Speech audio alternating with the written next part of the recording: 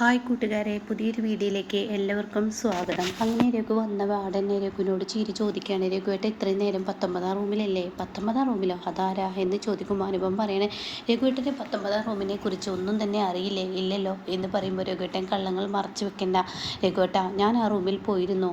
ആമി ആ റൂമിനെ കുറിച്ച് രഘുവേട്ടനോട് പറഞ്ഞിട്ടുണ്ടാവും എന്നാണ് എൻ്റെ വിശ്വാസം. ആമി ആദിത്യൻ്റെ ഭാര്യ എന്നൊക്കെ പറയുമ്പോൾ ഉടൻ തന്നെ രഘുവോടെ പത്രമൊന്നും കേട്ടോ. ഇതേ സമയം രഘുവേട്ട കള്ളം പറയണ്ട എന്ന് പറഞ്ഞിട്ട് ചീര് പറയണത്, രഘുവേട്ട ഈ കളിക്കുന്നത് കൈവിട്ട കളിയാണ്, ഒരിക്കലും ഇങ്ങനെയുള്ള കളിയൊന്നും കളിക്കണ്ട. രഘുവേട്ടൻ പറഞ്ഞിരുന്നു സ്വർണം അവൻ്റെ എടുത്തത് കൊണ്ട് തന്നെ എനിക്ക് ആമിയെ നോക്കേണ്ട ഉത്തരവാദിത്തം ഉണ്ടെന്ന്. അപ്പോൾ ആ ഉത്തരവാദിത്തം ഉണ്ടെന്ന് പറഞ്ഞ രഘുവേട്ടൻ ആമിയെയും കുഞ്ഞിനെയും സംരക്ഷിക്കില്ലെന്ന് രഘുവേട്ടന് പറയാൻ കഴിയുമോ? ഇത് അമ്പിളി ചേച്ചി അറിഞ്ഞാലുണ്ടല്ലോ ഈ പ്രശ്നങ്ങൾ വളരെ രൂക്ഷമായിരിക്കും. അത് കേട്ട ഉടൻ തന്നെ രഘു പറയണേ, ഈ പറഞ്ഞത് ശരിയാണ് ചീരു.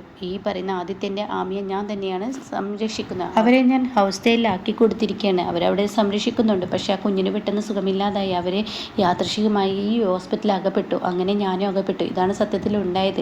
എൻ്റെ രഘുവേട്ടൻ ഈ ചെയ്യുന്നതെല്ലാം തെറ്റാണ്. രഘുവേട്ടൻ ഈ ചെയ്യുന്നത് കുറച്ച് ഓവറാണ് എന്നെങ്ങനെ അനുഭവം പറയാൻ കേട്ടോ. രഘുവേട്ട, ഇതൊക്കെ അമ്പിളി ചേച്ചി അറിഞ്ഞാലുണ്ടാവുന്ന പ്രശ്നത്തെക്കുറിച്ച് രഘുവേട്ടൻ ചിന്തിച്ചിട്ടുണ്ടോ?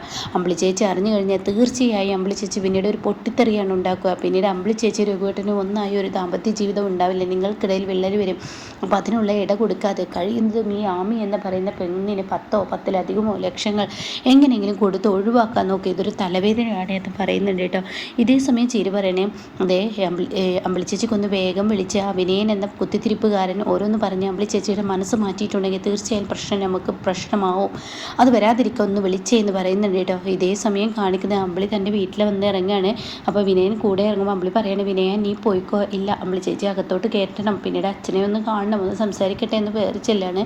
അങ്ങനെ ഈ സമയം വിനയനെ കാണുന്ന മാഷ് ചോദിക്കുകയാണ്, ഇതെന്താ വിനയ, നീ രഘുവില്ലേ അവിടെ?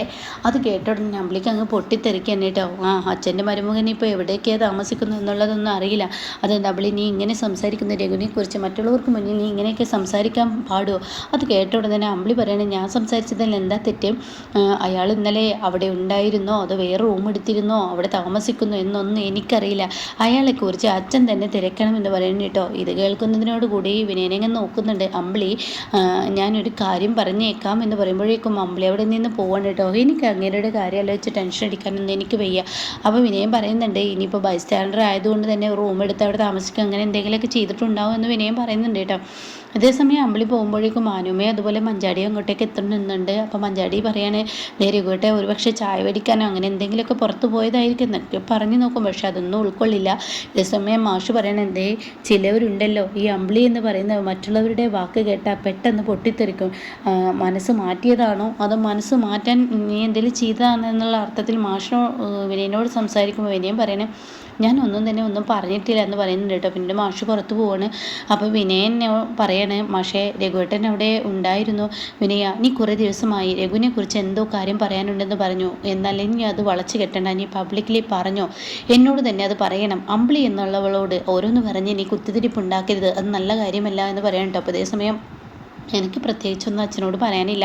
രഘുവേട്ടൻ എന്തോ മറക്കുന്നുണ്ട്, എന്തോ തെറ്റ് ചെയ്യുന്നുണ്ട്, അത് എനിക്ക് ഉറപ്പുള്ള കാര്യമാണ്. ഒന്നും വേണ്ട അച്ഛാ, ഞാനൊരു കാര്യം പറയാം. അമ്പിളി ചേച്ചി പറഞ്ഞതുപോലെ തന്നെ രഘുവേട്ടൻ ആരെ സംരക്ഷിക്കുന്നുണ്ട്. 19ാം റൂമിൽ ആരാണ് രഘുവേട്ടനെ ഒന്ന് അന്വേഷിക്കുന്നത് നല്ലതായിരിക്കും എന്ന് പറയണം കേട്ടോ. ഇത് കേൾക്കുന്ന മാഷിങ്ങനെ എന്തൊക്കെയോ ചിന്തിക്കുന്നുണ്ട്.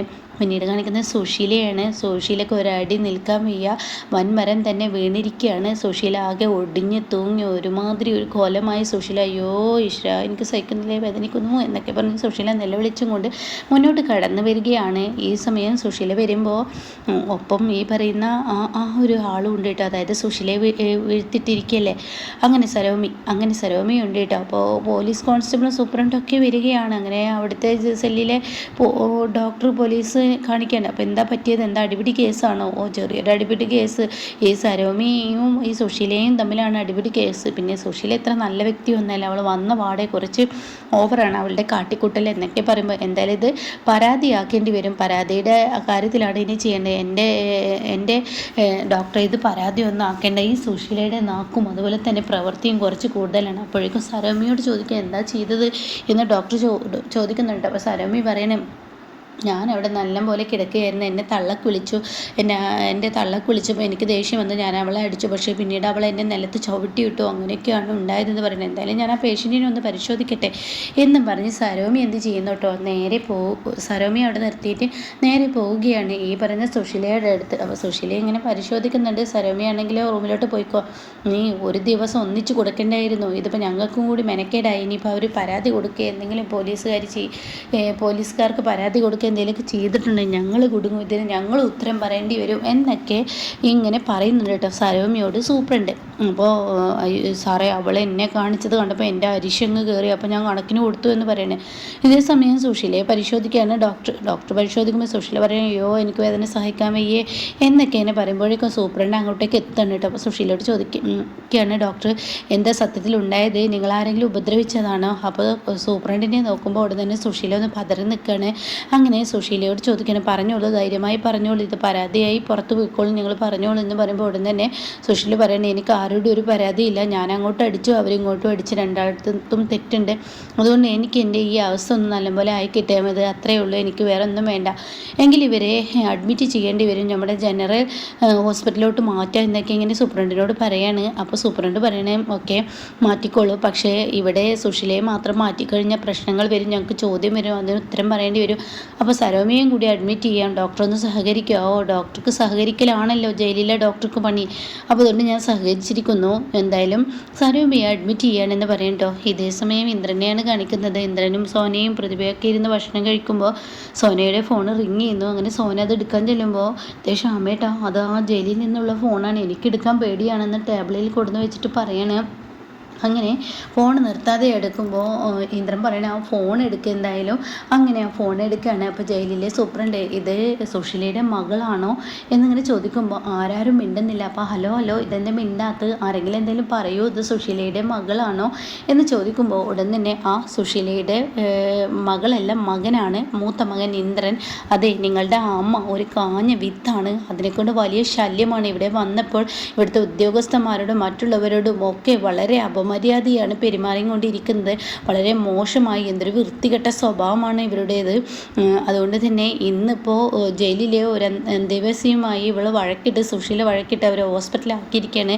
ഇവിടുത്തെ ഹോസ്പിറ്റലിൽ തന്നെ നിങ്ങൾക്ക് കാണാനുള്ള സൗകര്യം വേണമെങ്കിൽ ഉണ്ടാക്കിത്തരാം, അതുകൊണ്ട് നിങ്ങൾ വന്ന് കണ്ടോളൂ എന്ന് പറയുമ്പോൾ സത്യം പറയണേ, ഞങ്ങൾക്ക് അവരെ കാണേണ്ട എന്ന് പറയണം കേട്ടോ. അങ്ങനെ ഈ സമയം അതും പറഞ്ഞ് ഫോൺ വെക്കുമ്പോൾ ഉടൻ തന്നെ ഇന്ദ്രൻ ഇങ്ങനെ നോക്കുന്നുണ്ട് കേട്ടോ. ഓരോ ദിവസവും പ്രശ്നമുണ്ടാക്കാൻ മാത്രം നടക്കുന്ന തൻ്റെ അമ്മയെ വേണ്ട എന്നുള്ള തീരുമാനവുമായി മക്കൾ മുന്നോട്ട് പോവുകയാണ് കേട്ടോ. പിന്നീട് ഭാനുമ്മ മഞ്ചാടിക്ക് ഒരു ഗ്ലാസ് ചായയുമായി വരുന്ന സമയത്താണ് കേട്ടോ രഘു അങ്ങോട്ടേക്ക് കടന്നു വരുന്നത്. രഘുവിനെ കാണുന്ന ഭാനുമ്മയും മഞ്ചാടിയും ഒന്ന് ഞെട്ടി നിൽക്കുന്ന സീനിലാണ് എപ്പിസോഡ് നിർത്തിയിരിക്കുന്നത് കേട്ടോ. അപ്പോൾ എന്തായാലും സുശീലയുടെ മക്കൾ ആരും സുശീലയെ കാണാൻ വന്നില്ലെന്ന് ഇനി സുശീല ആ പച്ചയായ സത്യം അറിയുമ്പോൾ ഇടനെഞ്ച് പൊട്ടുന്ന വേദനയാണ് കേട്ടോ ഇനി സുശീലയ്ക്ക് വരാനിരിക്കുന്നത്.